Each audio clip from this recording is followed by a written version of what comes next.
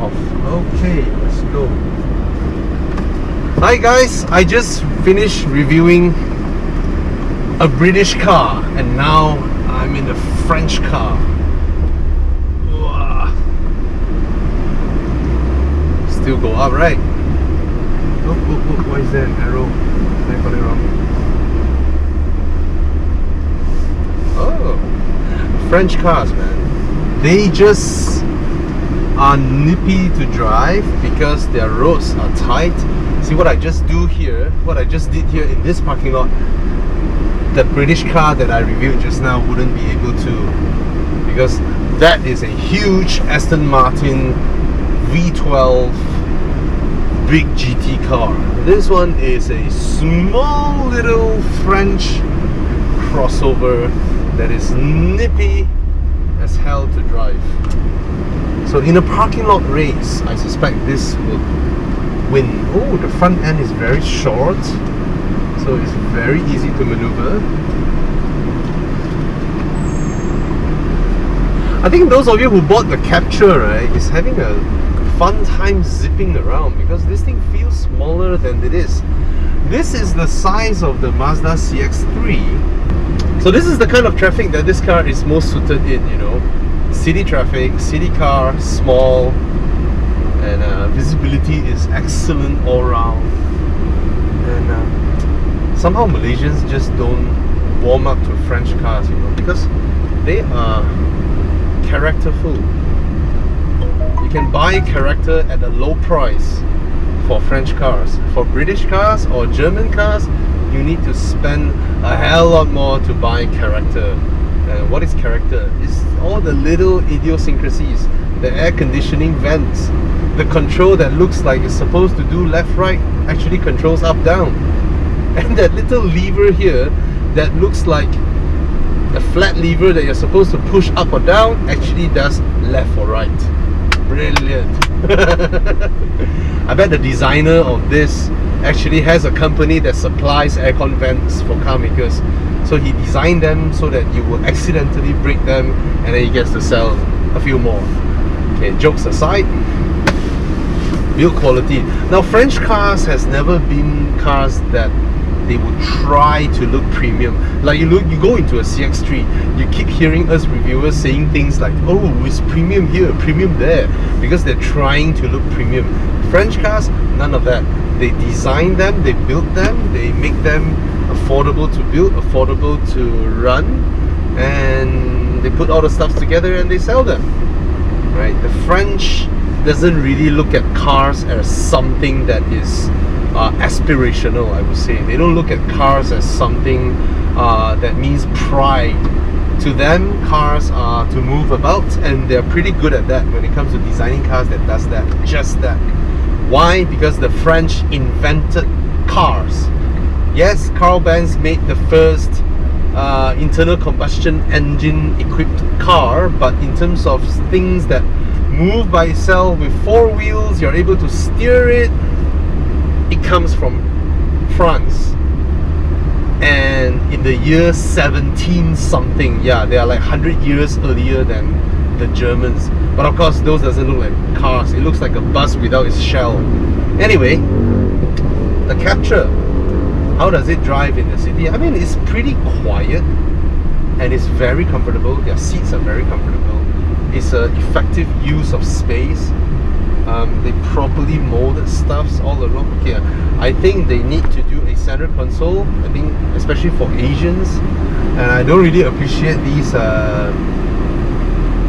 Okay, I won't say I won't appreciate. It's just that when I touch them, it could have been a smooth surface, but then you have these stitches that are fake, and then they are here, and then I touch them and I feel that it's just like you touch your thigh and then you feel a scar there, you know. It just feels like that. It could have been a smooth surface that is nice to touch, but anyway, I'm just complaining here. They did that just to satisfy consumers. Ooh, some design going on there. I believe this is a dual clutch because just now as I was in the parking lot, I shifted into D and nothing happened. So I believe it is a dual clutch that only engages the clutch as you press the throttle. So this sort of transmission, pretty fuel efficient. And I prefer these type of efficient transmission more than CVTs, to be honest. So you have touchscreens over here. You can turn it on. Basic speakers, touchscreen. Turn it off. Basic controls on the aircon vents. Sometimes you wonder why is it so complicated to design something that controls your aircon, temperature and air volume, and then another touchscreen that does the radio and music and stuff. So simple. It looks like Japanese cars from the 90s. Anyone that has a Honda Accord from the 90s, you'll be familiar with all these little slim little controls. Do I go straight? Straight, 140 meters to the left. 140 meters to the left here lah. Yeah. And then do I go smart tunnel? Keep to the left. Keep to the left. And, oh, interesting. I have no idea which route is bringing us to. Keep to the left, huh? Yeah. So let's not talk about power, let's not talk about anything, just talk about how the car feels as a day-to-day driver. I think it's a nice small little car. Does it feel SUV-ish? Even though they might try to market it as an SUV. No. Actually, it just keep to the left, huh? Yeah. And then after that, right or left? Right. Right, huh? Yeah. So this is smart tunnel. Are we going in smart tunnel? Yeah. Okay, we're going in smart tunnel. I need touch and go. Smart tunnel, huh? Yes. Okay, I have touch and go. Sorry guys, I don't know the way. So, masuk ah? Yes. Straight. Okay, good. Ooh, let's go to the tunnel. Now we're like Europe. Europe has a lot of tunnels, right?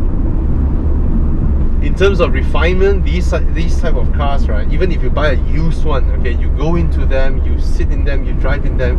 It's miles apart from something like a Myvi or a used Myvi, for that matter. It just feels different. The way the car reacts to the road, the way the seat, in terms of the cushion, all these things, right? French cars are just extremely comfortable. They are so comfortable. And just now I was saying the French don't really look at cars as something that is aspirational. You go to Paris or Paris, you know, you look at cars there, all of them have scars on their bumpers, the front bumpers, the rear bumpers, the sides. And if you're driving your car in France, like your Bentley Continental Speed, and some guy decided to side park his car in front of you, he scratched your bumper, don't even hope that you can go down your car and ask for an argument or some payment. No! In France, people don't give shit about bumpers. They use their bumpers. They thoroughly use their bumpers. So all their bumpers are scratched, smudged, and it's all dirty.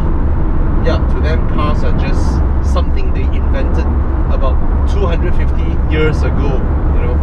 Anyway, you can drive fast in this. Handling, hey, they're all okay. Renaults, Citroens, Peugeots, they all drive really well. And sometimes I wonder, in Europe, do they make money selling cars like that? Because I don't know, man. These cars are cheap to buy in Europe, but they move about well. I mean, I can imagine myself driving this car for 300 km, for 400 km without feeling tired, because the seats are great, the suspension is great. I mean, the steering is nice to hold, the sitting position and all that. There's nothing in the controls that feels heavy or you need to manhandle it, you know. But I think I remember this dual clutch transmission. If you're trying to go sporty in this, no. This car is not suited for spirited driving. I mean, for spirited cruising, yes. But if you're gonna go left, right, throttle, de-throttle, brake, and all that, you're gonna have massive lags out of this dual clutch. This dual clutch main reason of existence is for fuel economy. Go left, right? Yeah. Correct? Correct. Why you switch lane all of a sudden? For no reason. You see, I throttled, nothing happened just now. I buried the throttle, nothing happened just now. But if you If you let the car slowly picks up speed, it's a nice cruiser. It is not the type of car where when you are traveling 120, 130 km/h, you can feel as though the engine is working hard. No, when you're driving that speed, right, it just feels like the car is chilling because of how the transmission pairing setup was done. Okay, 1, 2, 3, full throttle. A Honda City would have left me for good. Okay, but on the highways, I think this car behaves a little bit like a big car, you know. That's a V40 T5 with a very, very heavy front end. I think this one feels more nippy to drive. Come on, speed up. These are two really nice corners. Speed up, brother. Don't waste my road. Go straight, go Cheras. Go Cheras. Go straight. I left. Right, ma. Yeah, Here. I know. Okay. Wasted my road. See, these are some nice roads. See, that's what a French car can do. Oh, that's a proper Euro-tuned chassis. You see, you can turn. It leans onto the outer wheels and it continues, and then you do heavy braking and the car doesn't affect its trajectory. You notice that? I'm going fast, I'm turning, I apply a considerable amount of brake, and then the car still stays on its trajectory. That's what a proper tuned car feels like.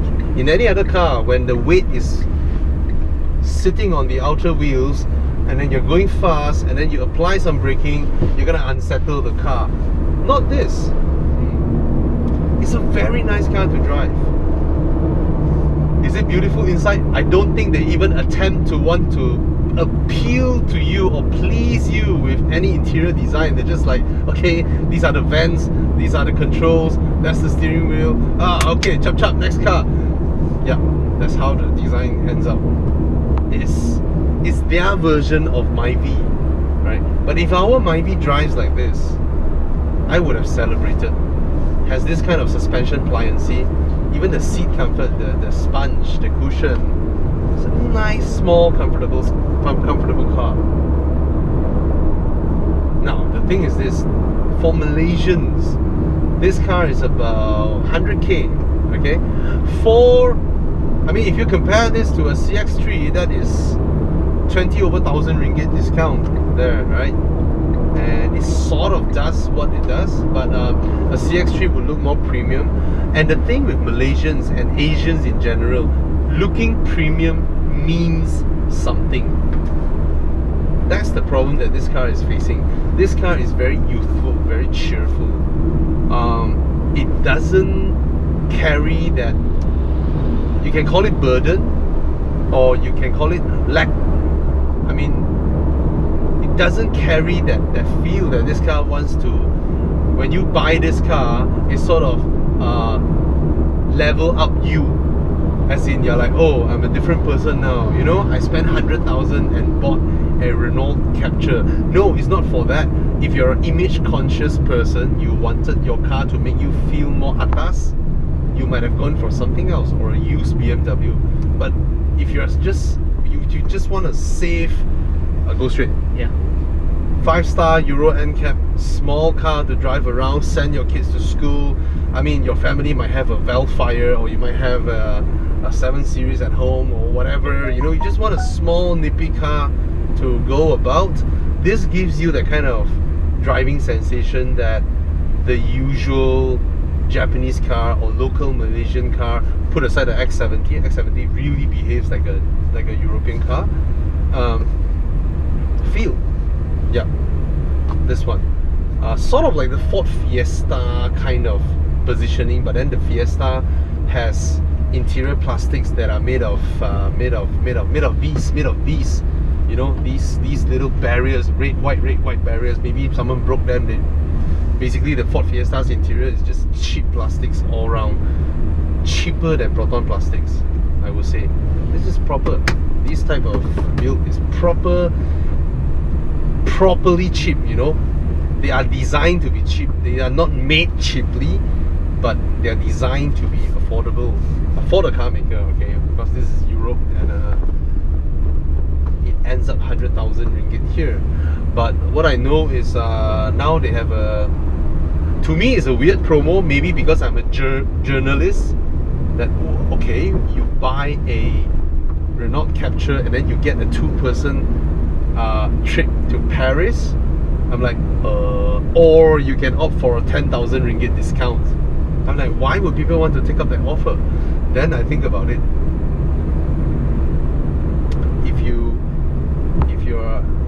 If a few years ago you're an exec, you know, now you promoted a bit, you know, your salary goes up a bit, you want to buy a 100,000 ringgit car, a Paris trip for 2 is seriously gonna hurt your finances. Or you can go Paris and some bank offer you a 7-year loan with an annual interest rate of like 2%. Then it makes sense. Then I was like, okay. Then apparently this promo is doing well for Renault.